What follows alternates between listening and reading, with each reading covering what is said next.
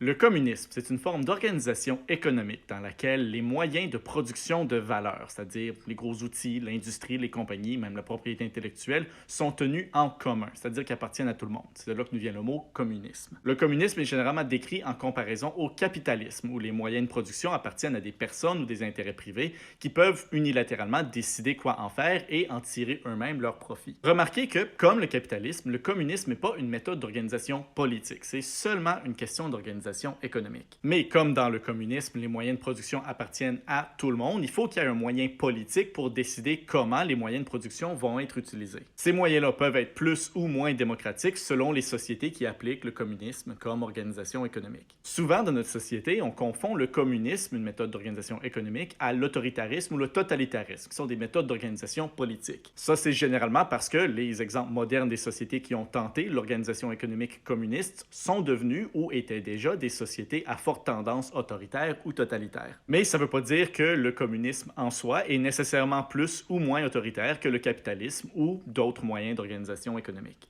Alors, pour répondre à la question est-ce qu'on glisse vers le communisme, présentement dans notre société, on semblerait plutôt aller dans la direction inverse. La tendance des dernières décennies a plutôt été vers la privatisation des moyens de production de valeurs sociaux qui étaient traditionnellement tenus en commun, comme la santé et l'éducation par exemple. Mais il faut aussi reconnaître qu'il y a d'autres éléments de production de valeur qui étaient traditionnellement des intérêts privés qui sont de plus en plus financés de façon commune, comme la culture et les nouvelles par exemple. Et il y a d'autres stratégies économiques comme les partenariats publics-privés qui brouillent un peu la carte entre la propriété privée et la propriété commune des moyens de production de valeur. Comme on voit souvent des gens parler à tort de communisme quand ils veulent parler de centralisation des pouvoirs ou d'augmentation de l'autorité du gouvernement, c'est important de bien comprendre la différence.